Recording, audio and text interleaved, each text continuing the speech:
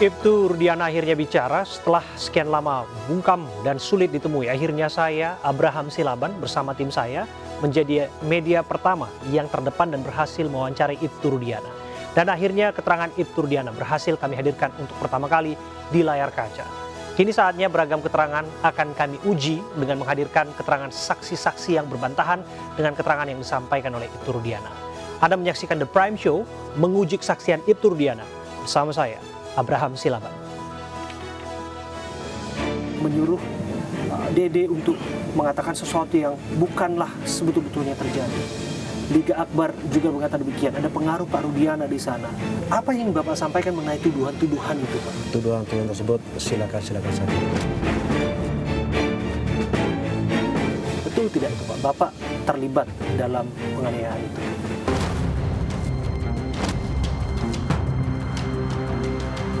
Saya katakan satu saja, itu tidak benar. Ada segerombolan anak nongkrong, pelemparan batu, bambu, pengejaran, segerombolan motor ada di situ, sebenarnya nggak ada, Pak. Rudiana ngasih tahu masalah motor sama nama, Pak.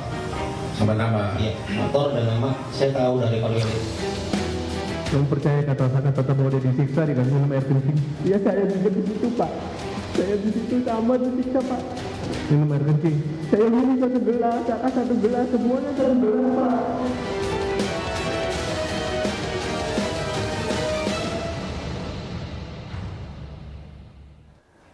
Setelah sekian lama tak muncul ke publik, akhirnya saya, Abraham Silaban, berhasil mewawancara dan menemui Ibtu Rudiana secara eksklusif. Lokasi wawancara bertempat di TPU Jatiwangi, Kabupaten Majalengka, Jawa Barat, yang merupakan makam almarhum Muhammad Rizky Rudiana. Saya akan perlihatkan kembali cuplikan wawancara saya dengan Ibtu Rudiana mengenai apa yang disampaikan oleh Ibtu Rudiana. Kami akan bahas satu persatu. Ibtu Rudiana sempat mengatakan bahwa dirinya sempat menenangkan diri terlebih dahulu ketika informasi mengenai dugaan pembunuhan anaknya kembali viral. Dan secara eksklusif pada saya, Ibtu Rudiana meminta maaf karena selama ini dirinya terpaksa harus berdiam diri sejenak lantaran masih menjadi anggota kepolisian.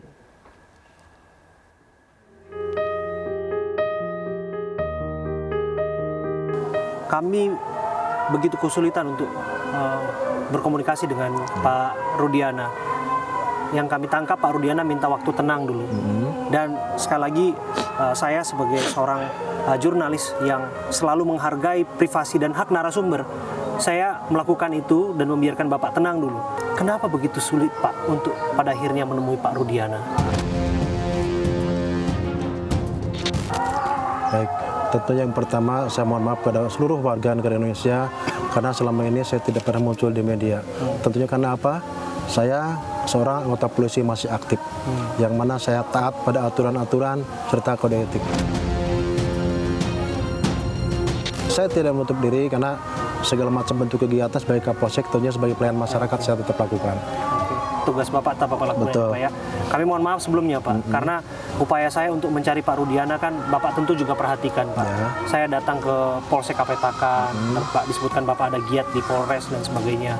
Terus juga ada upaya yang terus kami lakukan dan lain sebagainya. Ini bukan berarti untuk menutupi sesuatu, Pak. Ya, kami juga menanyakan kepada Ibtu Rudiana pada saat pertama kali dirinya melihat jenazah Eki. Apakah benar yang ia lihat pada saat itu betul-betul almarhum Muhammad Rizky Rudiana? Berikut kesaksian Ibtu Rudiana. Di rumah sakit Bapak kan melihat kondisi jenazah. Dan betul bahwa jenazah itu adalah jenazah Muhammad Rizky Rudiana.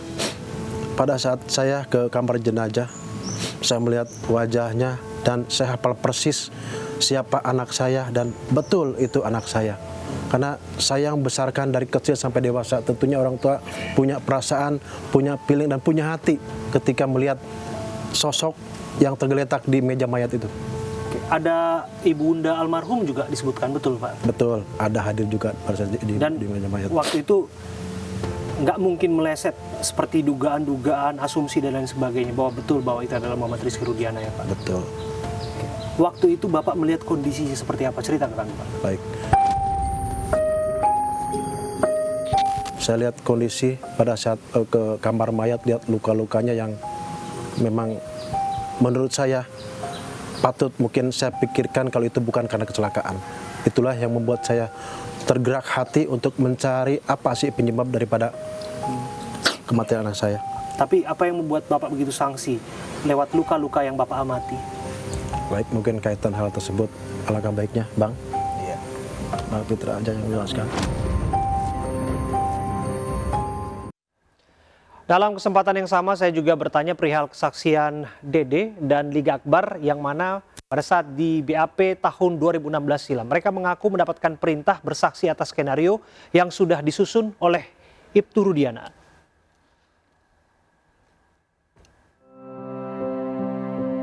Beragam tudingan diarahkan kepada Pak Rudiana, termasuk disebutkan setelah kejadian Bapak mencurigai sepeda motornya, Bapak melihat sekitar sampai pada akhirnya bertemu dengan Aib dan Dede. Bahkan belakangan disebutkan bahwa Dede mengatakan ada pengaruh Pak Rudiana, menyuruh Dede untuk mengatakan sesuatu yang bukanlah sebetul-betulnya terjadi. Liga Akbar juga mengatakan demikian, ada pengaruh Pak Rudiana di sana untuk mengatakan peristiwa pelemparan, rangkaian peristiwa dan lain sebagainya. Apa yang Bapak sampaikan mengenai tuduhan-tuduhan itu, Pak? Tuduhan serius loh itu, Pak. Baik, tuduhan-tuduhan tersebut silakan saja. Namun saya merasa yakin bahwa kebenaran tidak pernah salah. Ya, kaitan dengan hal-hal lain, mungkin itu ranahnya ke penyidikan, biar para penyidik lah yang menyampaikan. Ya. Tapi mengenai nama-nama itu, Pak, mengenai Aib dan Dede, Bapak kenal mereka, Pak? Saya tidak kenal.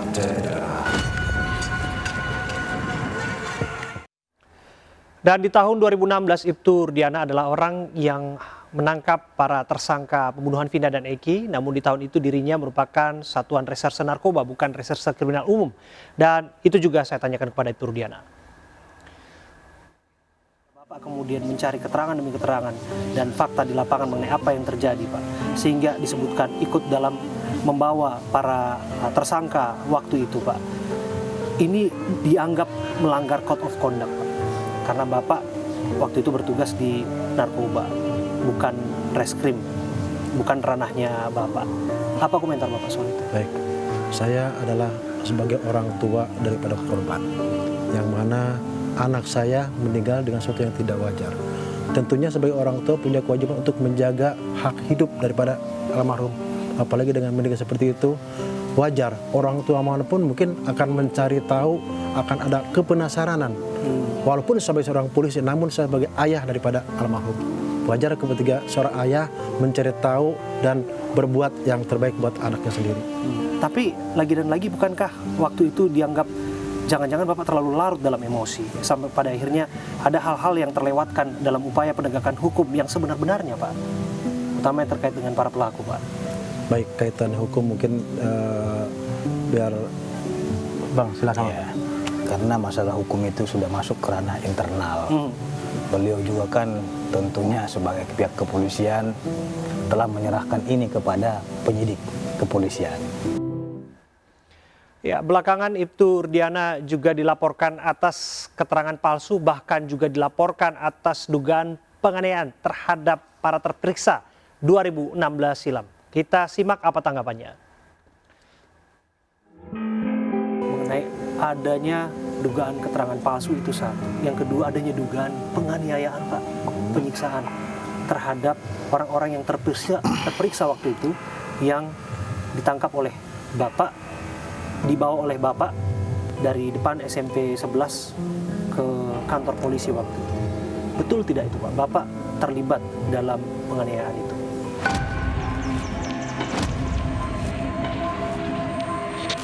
Saya katakan satu saja, itu tidak benar. Kaitan dengan apa dan bagaimana, biar mungkin nanti penyidik yang lebih tahu, mereka yang sedang bekerja. Ya, itu dia keterangan yang disampaikan oleh Ibtu Rudiana kepada saya, Abraham Silaban. Dan pemirsa, kami tindak lanjuti apa yang disampaikannya dengan apa-apa saja yang disampaikan oleh saksi-saksi dalam sidang peninjauan kembali Saka Tatal. Renaldi, sepupu Saka Tatal, dalam kesaksiannya ia menangis menceritakan penyiksaan, penganiayaan yang dialaminya saat penyidikan kasus kematian Vina Eki 2016 silam. Saya tuh masuk penjara itu sampai kayak di neraka, Pak. Saya udah ngerasain ya di neraka satu. Bener-bener sampai nggak bisa pulang tuh bener-bener. Sama Bang Jaka itu jam 4:30. Saya mau pulang aja. Keluar dari kali udah esok, Pak. Sampai saya jalan ke atas tua itu. Ada yang nanya, maling apa itu? Orang pada ngomong, itu maling. Wah, saya bukan maling, itu masih kecil, Pak. Bukan maling, bukan apa, tapi saya dibilang maling. Akhirnya 1 bulan saya baru bisa jalan, bisa makan, Pak. Semuanya, Pak, ngalamin semua. Apalagi yang di dalam, saya nggak ada fotonya, yang di dalam ada fotonya. Dibilangnya hoax, saya yang ngerasain sendiri, sakit, Pak. Kamu percaya kata-kata bahwa dia disiksa dikasih minum air kencing? Iya, saya juga di situ, Pak. Saya di situ sama disiksa, Pak. Minum air kencing? Saya minum 1 gelas, kakak 1 gelas, semuanya 1 gelas, Pak. Semuanya 1 gelas.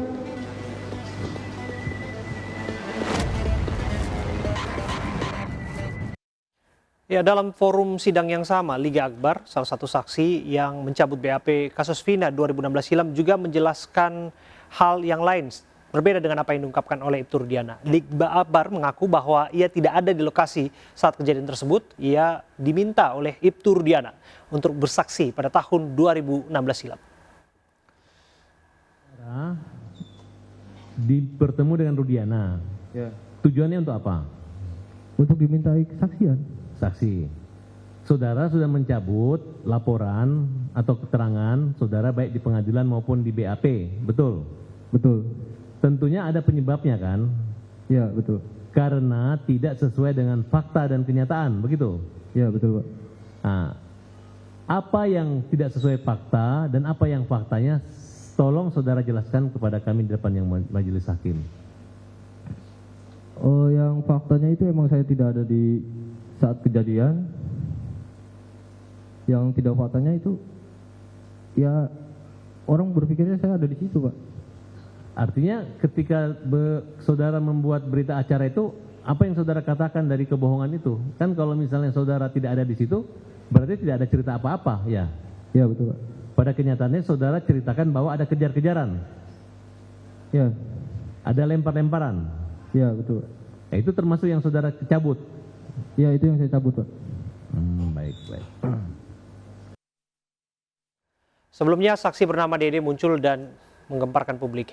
Dede juga mencabut kesaksiannya 2016 silam. Dan ia mengaku bahwa apa yang ia sampaikan adalah kebohongan dan semuanya diskenariokan oleh Ibtu Rudiana. Dikenalkan sama Aib siapa ini gitu? Iya, dikenalkan sama Aib. Ini Pak Rudiana katanya. Dikasih tahu ini Pak Kasih tahu Rudiana, sama ini Pak Rudiana. apa lagi? Bapaknya Eki. Aib.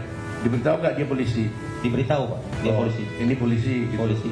Jabatannya diberitahu pada waktu itu. Diberitahu intel narkoba katanya. Oh, intel narkoba katanya. Ya, saya bilang ke Pak Rudiana juga pada situ. Pak, buat jadi saksi apa? Anak saya yang meninggal katanya. Nah, sedangkan saya tidak tahu kejadian itu. Dan saya pun tidak kenal nama-nama dan muka dan peristiwa itu emang tidak tahu sama sekali, Pak. Nah, terus apa kata Rudiana? Kata Aib dan Rudiana, dia bilang, Pak, ya udah ntar saya kasih tahu katanya.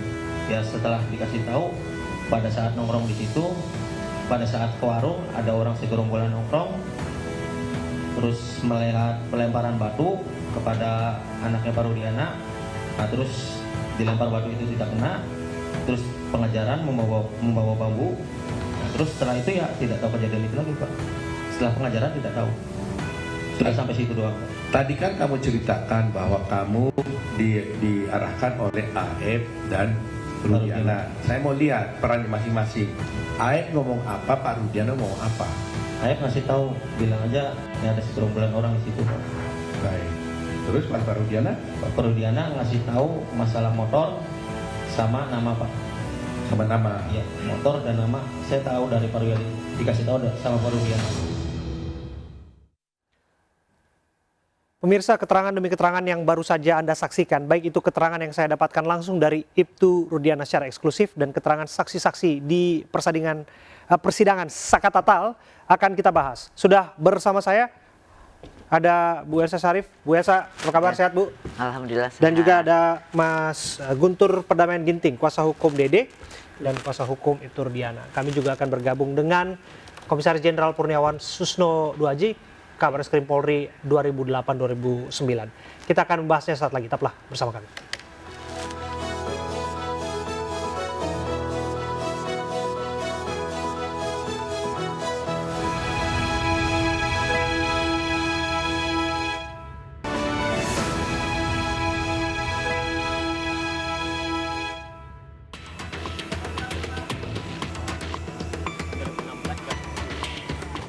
Sidang keempat peninjauan kembali Sakatatal digelar di ruang Cakra Pengadilan Negeri Cirebon Rabu siang.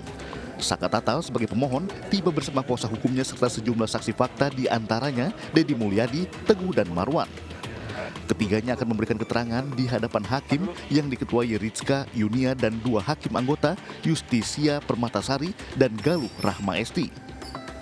Selain 3 saksi fakta, kuasa hukum juga mendatangkan 3 saksi ahli, diantaranya Kabareskrim tahun 2008-2009 Susno Duaji, Reja Indragiri, dan Dr. Budi.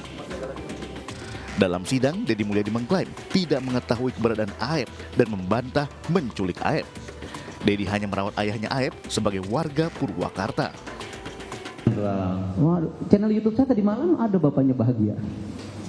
Dari kehadiran bapaknya kemudian tertekan itu apa kesimpulan Bapak? Saya sampaikan ya, karena ayahnya mengalami tekanan psikologi yang berat, maka saya menawarkan diri.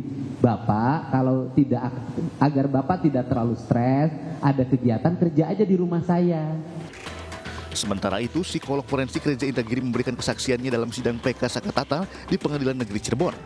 Reza meminta agar bukti elektronik baik milik korban maupun pelaku dibuka agar semuanya menjadi terang benderang.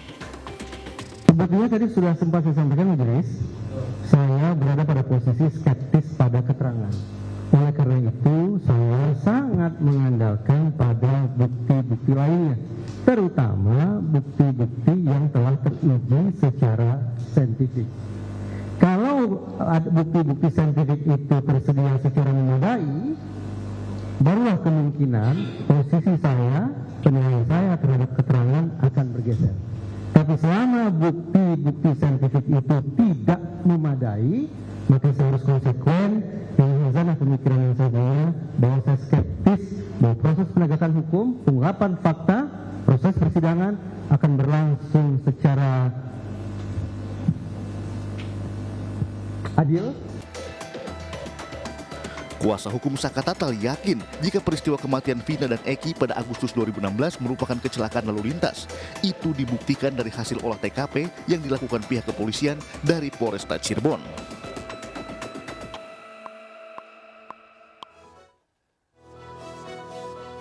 Mirsa, langsung saja kita akan berdialog bersama dengan narasumber saya. Ada Bu Elsa Syarif, kuasa hukum Ibtu Rudiana, Guntur Perdamaian Ginting, kuasa hukum saksi Dede, dan juga Komisaris Jenderal Polisi Purnawirawan Susno Duaji, Kabareskrim Polri 2008-2009. Saya ke Pak Susno terlebih dahulu. Pak Susno, halo. Ya. Ya. Selamat sore. Ya, Pak Susno, bagaimana kemudian Anda hari ini dihadirkan sebagai seorang ahli, tentu yang disaksikan ataupun disampaikan di muka persidangan, ini harapannya bisa membuka kasus ini. Tapi kami tahu standing point Anda yang menyebutkan bahwa Sakatatal bukanlah pelaku pembunuhan Vina dan Eki. Anda sebutkan no debat di situ. Yang jelas ini berseberangan dengan apa yang disampaikan oleh Ibtu Rudiana. Komentar Anda? Saya tidak menyimpulkan sendiri ya, tetapi Polres Cirebon Kabupaten, ulangi lagi, Cirebon Kabupaten, dia mengatakan kecelakaan lalu lintas dengan alat-alat bukti yang ada. Dan perkara di Polres Cirebon Kabupaten tidak pernah dilimpahkan atau ditarik ke Polres Cirebon Kota. Jadi perkara kecelakaan lalu lintas sudah tas di Polres Kabupaten ya. Nah, tentang ada kasus pembunuhan di Polres Cirebon Kota, saya tidak mencampuri itu. Saya Oke. katakan bahwa ini lalu lintas berdasarkan fakta yang didapat oleh Cirebon Kabupaten. Oke, jadi dari sana Anda sampai pada kesimpulan yang dilakukan oleh Ibtu Rudiana 2016 silam adalah salah tangkap. Ya tergantung yang mana. Kalau dia mengusut perkara yang di Cirebon Kabupaten, ya bukan kewenangan dia. Tapi kalau dia mengusut perkara yang di Cirebon Kota, ya dia polisi Cirebon Kota. Nah silakan oleh penasihat hukum ya, tadi ditanya perkara yang mana, buktinya apa, ya itu urusannya Pak Rudiana gitu. Nah apakah Pak Rudiana melanggar dan sebagainya, itu silakan dari Propam Mabes yang ini. Nah saya berpedoman kepada Polres Cirebon Kabupaten.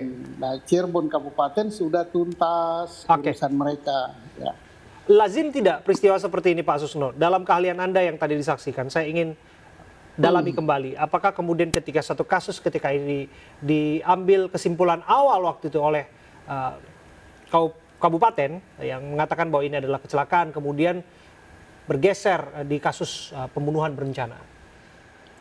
Tidak pernah diambil ya kecelakaan di kabupaten tidak pernah diambil oleh Polda, tidak pernah juga diambil oleh kabupaten. Laporan polisinya pun berbeda. Ya, Bu, maksud saya diambil oleh, dalam hal ini kan diambil oleh Polres Cirebon Kota kan, karena kan awalnya kan ini di Polsek awalnya, Polsek Talun yang menyatakan ini kecelakaan, kemudian juga kan kemudian bergeser. Talun itu kan di bawah kabupaten sebetulnya. Iya, tetap di kabupaten.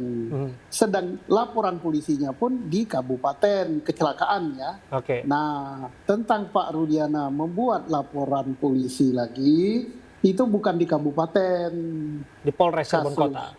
Iya, kasusnya berbeda. Iya. Pembunuhan katanya ya. Nah, inilah yang diperdebatkan, inilah yang di-PK-kan. Ya monggo gitu. Oke, saya bergeser ke Bu Elsa ya. Bu Elsa, apa kemudian yang disampaikan oleh Ibtu Rudiana secara mendalam kepada penasihat hukumnya? Waktu itu kan Polsek Talun sudah menyatakan bahwa ini adalah kecelakaan. Tapi dasar apa yang menguatkan beliau selain bahwa punya intuisi bahwa ini adalah pembunuhan berencana? Sebetulnya setelah dinyatakan bahwa ini kecelakaan, tapi waktu melihat kondisi jenazah agak mencurigakan ya, karena hancur sekali dan banyak ada luka-luka terbuka ya, jadi trauma benda tajam. Tetapi karena ini langsung dikebumikan kan pada hari itu juga tanggal 28.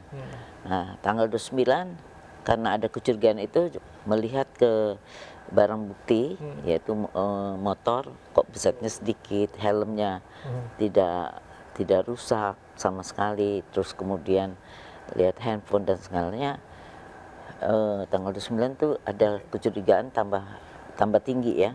Mengenai tidak rusak sama sekali, mohon maaf ya Bu Elsa saya potong. Kalau kita lihat kan ada dokumentasi menunjukkan ada goresan di sepeda motornya. Itu maksudnya kemudian helmnya disebutkan oleh Liga Akbar kalau nggak salah waktu itu bahwa helmnya di bagian bawahnya terlepas alias juga rusak. Bagaimana menjelaskannya? Itu kita kan ada 5 saksi ya.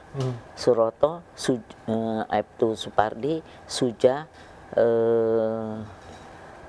Muhyiddin, enggak ada Aib tuh enggak. Muhyiddin dan juga Tatang ya yang menemukan yang langsung di BAP dan juga di persidangan. Orang banyak yang menyaksikan ya karena kecelakaan, melihat ada korban. Nah, setelah dilihat jadi sempat dibukakan helmnya atas Vina ini Suroto dan juga celana dalamnya dari almarhum Vina tidak pada tempatnya dan melihat itu agak terbuka terlihat.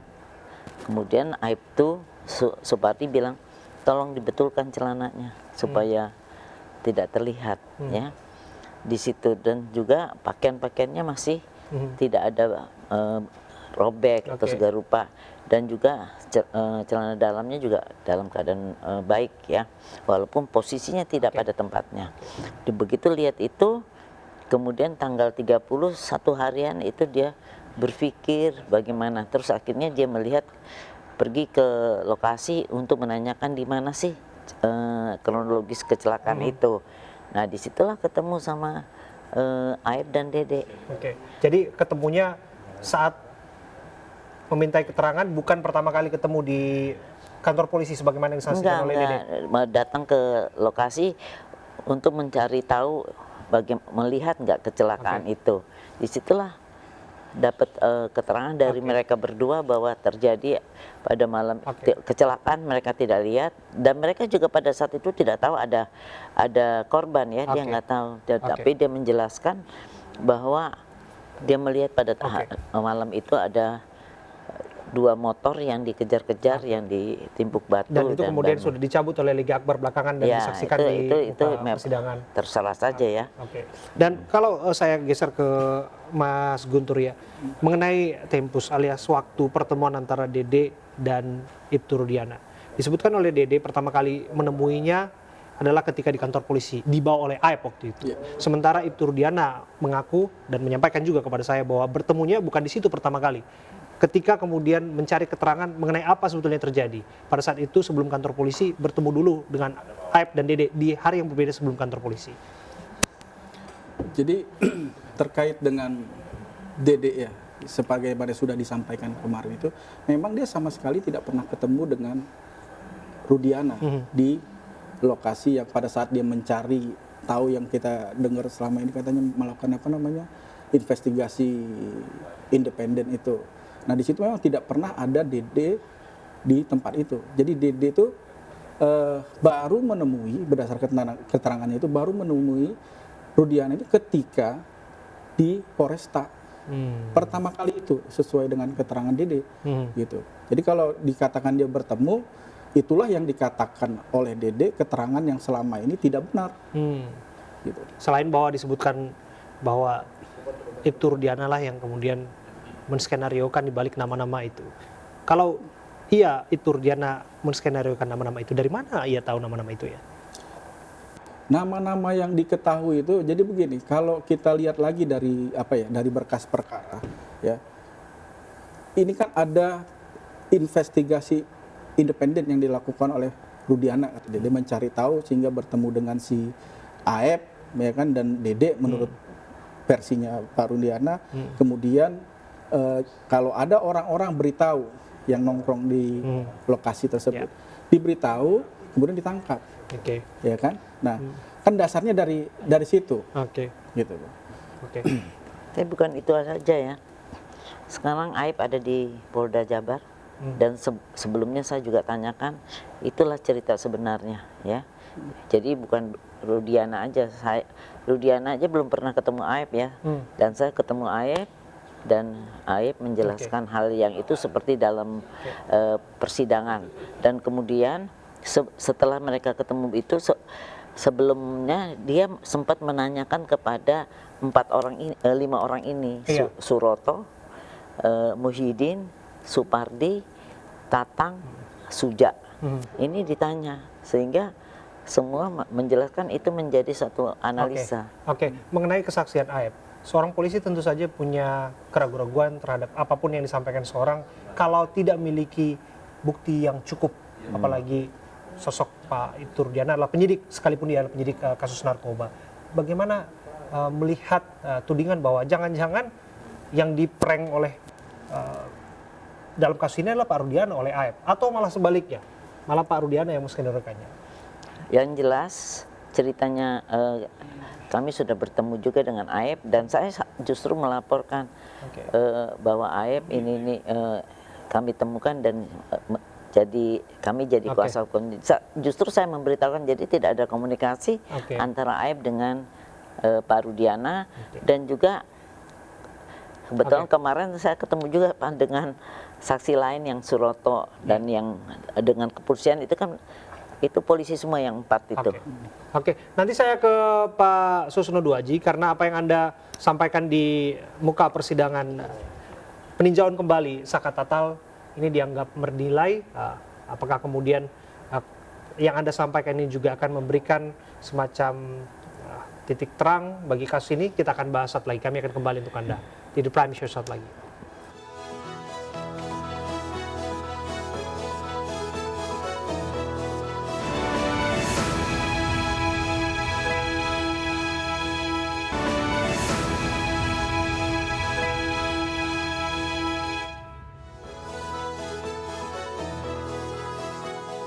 Anda kembali dalam The Prime Show bersama saya Abraham Silaban. Saya kembali berdialog. Kini saya menuju ke Komjen Pol Purnawirawan Susno Duaji. Pak Susno, Anda bahkan secara lantang menyampaikan sayembara bagi siapapun yang bisa membuktikan bahwa ini adalah kasus pembunuhan, Anda akan memberikan hadiah 10 juta atau sudah bertambah? Jangan-jangan. Udah bertambah ya, yang nambah orang lain gitu. Jadi berapa sekarang Pak Susno?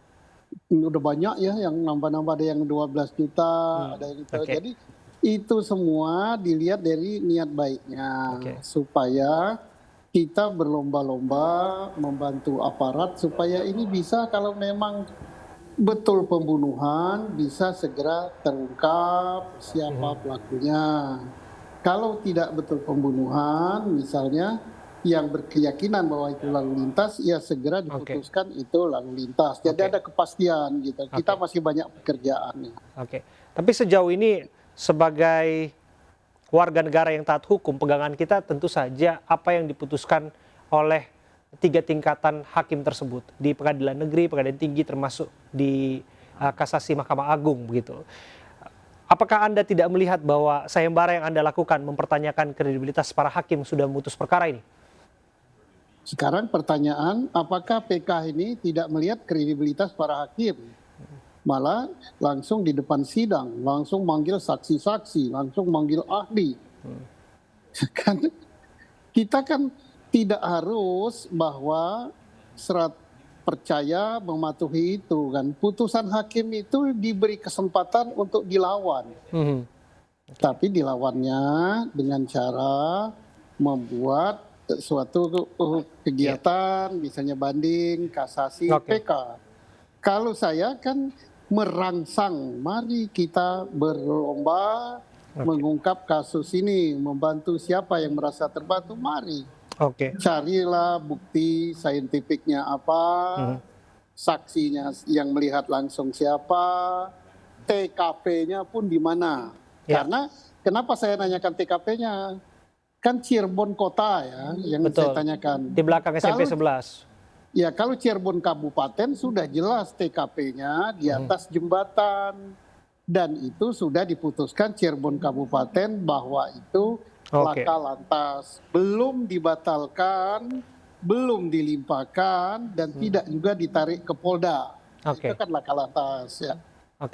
Pak Susno, tentu Anda juga mendengarkan salah satu saksi yang bernama Renaldi ketika dimintai keterangan oleh penyidik. Ini menggemparkan ketika apa yang dia saksikan disebutkan mengalami penyiksaan dan lain sebagainya. Tentu ini juga harus perlu kita dalami keterangannya. Apa yang Anda nilai dari keterangan tersebut? Ya, kalau memang benar itu terjadi, ini tragedi dalam penegakan hukum Indonesia. Tapi kita tidak boleh sok sangka, sok udon gitu kan. Mari kita tunggu aparat kita. Kita sudah meratifikasi yaitu Konvensi Anti Penyiksaan. Di Undang-Undang Dasar kita ada juga tentang HAM. Ya silakan Komnas kita turun tangan supaya kita tidak ribut sesama kita, ada atau tidak, ada tidak. Ya Komnas HAM turunlah. Turun, jemput bola, ada atau tidak, statementnya kan resmi kalau dari Komnas HAM. Ayo Komnas HAM sudah dihimbau di Inews gitu, turun. Saya bergeser ke Mbak Elsa ya.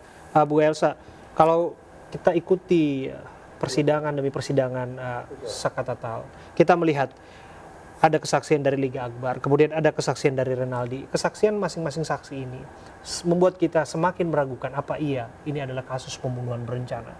Apa komentar Anda? Selama belum ada putusan yang membatalkan putusan yang telah mempunyai kekuatan hukum tetap, kita tetap berpegang kepada putusan yang telah mempunyai kekuatan hukum tetap. Nah, sekarang kan Sakatatal itu mengajukan PK.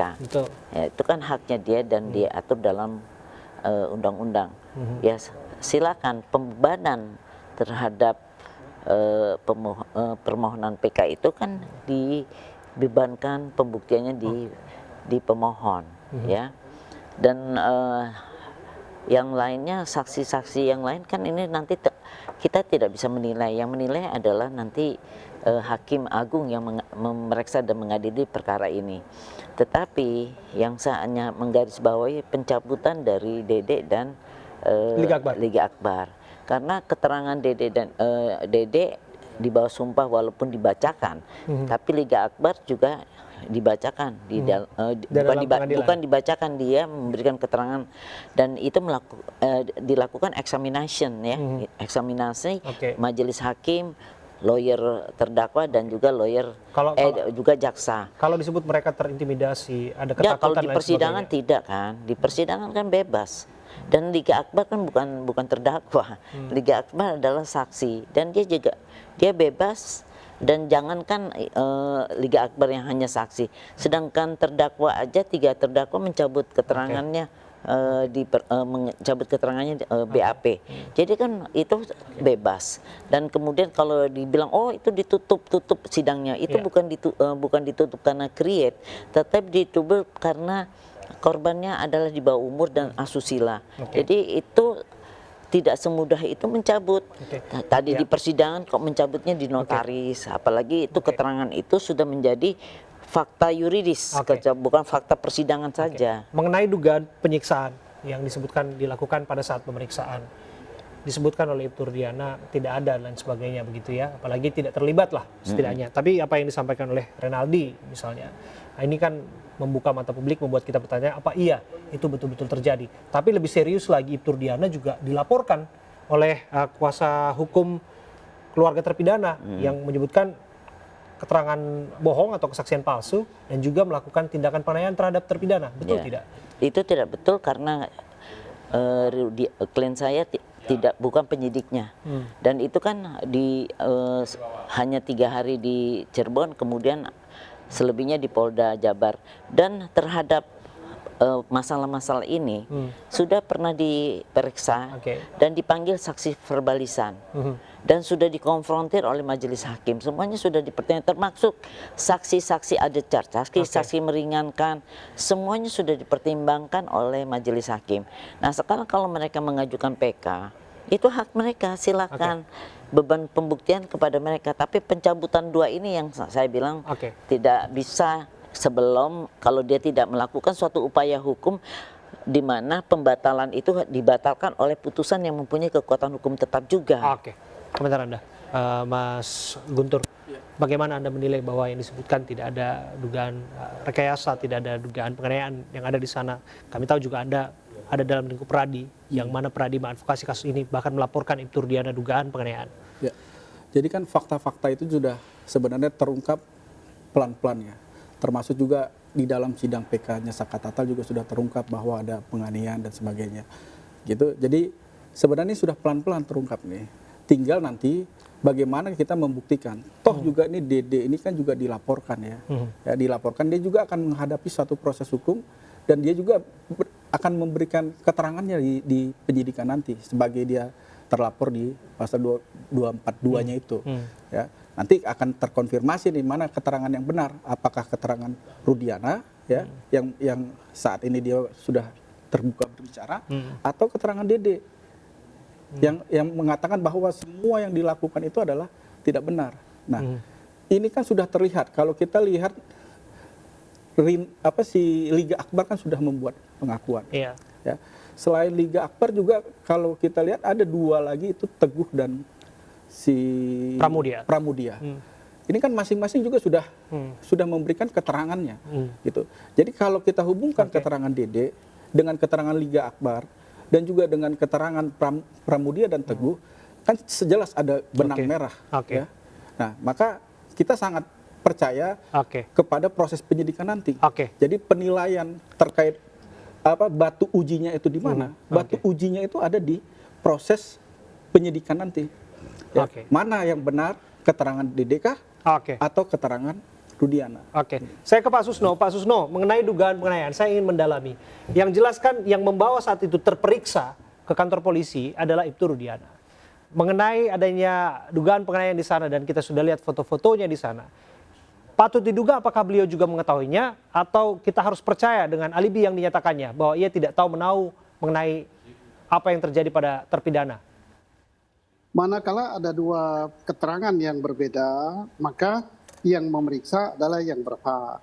Untuk internal, yaitu Propam, Irwasum, kemudian yang di luar adalah Kompolnas, nanti ditambah yang paling berwenang lagi kalau terkait penyiksaan adalah Komnas HAM, silakan turun gitu. Soalnya kalau dua keterangan berbeda kan nanti saling adu kan susah, gitu kan. Nah, misalnya dilakukan oleh Propam. Propam Polri sudah pernah memberi statement, katanya tidak ada pelanggaran apapun. Nah, sekarang tinggal nanti Kompolnas. Kompolnas pun sudah mengatakan kami sudah turun, sudah sesuai dengan prosedur. Nah, tinggal lembaga kita kan punya lembaga yang namanya Komnas HAM. Silakan gitu supaya kita tidak ragu gitu. Pak Susno, ini kan sudah masuk di saling lapor. Ibtu Rudiana melaporkan Dede dan Liga Akbar termasuk Dedi Mulyadi. Sebelumnya keluarga terpidana sudah melaporkan Ibtu Rudiana bersama dengan Aep termasuk Dede saat sebelum menyampaikan kesaksian terbarunya. Kira-kira akan seperti apa nanti proses saling lapor ini ditanggapi atau ditangani oleh pihak kepolisian? Kita akan kembali saat lagi, jangan dijawab dulu. Kami akan kembali saat lagi untuk Anda. Tetaplah bersama kami.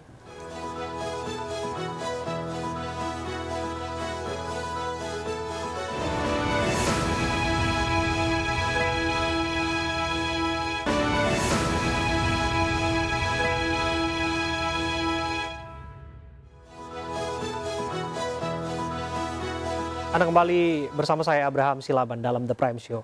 Saya kembali ke Pak Susno Duaji. Pak Susno Duaji, akan seperti apa saling lapor ini ditangani oleh polisi? Ya, Polri harus adil ya. Semua laporan diterima dan semuanya harus diproses. Karena semua merasa benar, silakan bantu Polri untuk menyatakan alat buktinya apa.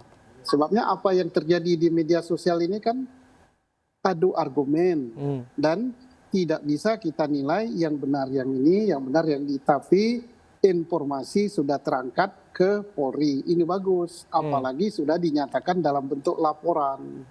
Laporan itu dilakukan penyelidikan.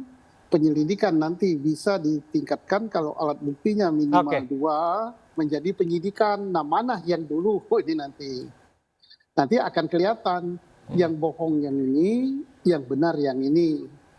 Untuk yang bohong tentunya akan maju sebagai tersangka. Untuk yang benar akan maju juga sebagai saksi. Begitulah prosesnya. Oke, terakhir endingnya akan seperti apa kasus ini menurut Anda? Utamanya pengadilan yang sedang mempertontonkan hari ini peninjauan kembali sekat tatal. Sepanjang kita patuh pada aturan, endingnya bagus gitu. Nanti yang bohong akan kelihatan, akan diberi sanksi. Yang benar akan kelihatan. Tapi kalau kita hanya beradu-adu argumen gitu kan, nanti kita akan malu sama rakyat ditonton begitu. Apalagi kalau keras-kerasan suara gitu kan nggak bagus gitu ya. Oke, Mas Guntur, saya dengar Dede juga sungguhnya dipanggil untuk memberikan keterangan di pengadilan peninjauan kembali saka tatal, tapi tidak hadir. Ya, itu merupakan keputusan tim ya, untuk tidak meminta Dede untuk tidak hadir dalam sidang PK. Tapi alasannya tentu kita harus melihat kalau saka tatal ini kan dalam kondisi manusia merdeka dia sudah dihukum. Sementara 6 terpidana ini kan masih dalam posisi dihukum. Sehingga kita tidak mau terlalu terburu-buru, tapi kita lebih kepada mengamati dan kemudian membuat suatu rencana yang mudah-mudahan jauh lebih baik nanti gitu. Walaupun kita sangat mengapresiasi, menghormati teman-teman mengajukan PK, dan kita juga berharap PK saka tatal ini juga dikabulkan. Ya, bukannya kemudian kalau dikabulkan dia berimplikasi juga sebetulnya. Berimplikasi ke kita gitu. Tapi kalau gagal kan saka tatal kan dia bebas. Gitu. Sehingga kami memandang kita lebih baik perlahan-lahan, tapi nanti kita bisa memberikan memori PK yang jauh lebih baik jika PK saka tatal gagal. Kalau kita berhasil implikasinya kan juga ke Sakatatal. Jadi ini satu kesatuan gitu. Ini persoalan strategis saja. Oke. Bu Elsa, akan seperti apa nanti menurut Anda jalannya kasus ini di tengah pengadilan yang sedang dipertontonkan, kemudian juga kita melihat adanya upaya saling lapor termasuk dari klien Anda? Ya, kalau kasus PK kan nanti kita serahkan kepada Hakim PK ya di Mahkamah Agung Republik Indonesia. Nah, masalah ini tergantung dari pembuktian. Dan kita kan punya bukti di sana, punya bukti nanti bagaimana gelar perkara dari kepolisian, perkara ini jadinya bagaimana. Jadi kan kita nggak bisa menebak-nebak ya. Jadi proses ini kita jalani aja semuanya. Insya Allah yang benar-benar, yang tidak benar tidak benar. Terima kasih Bu Elsa Syarif sudah hadir bersama kami, dan juga terima kasih Mas Guntur Preman Ginting dan Komisaris Jenderal Polisi Purnawirawan Susno Duaji, Kabaris Polri 2008-2009 sudah juga Selamat sore Mas Guntur. Terima kasih Pak Susno. Selamat sore Pak Susno. Terima kasih Pak Susno. Dan pemirsa, demikian jumpa kita dalam The Prime Show mewakili kerabat kerja yang bertugas. Saya Abraham Silaban pamit undur diri.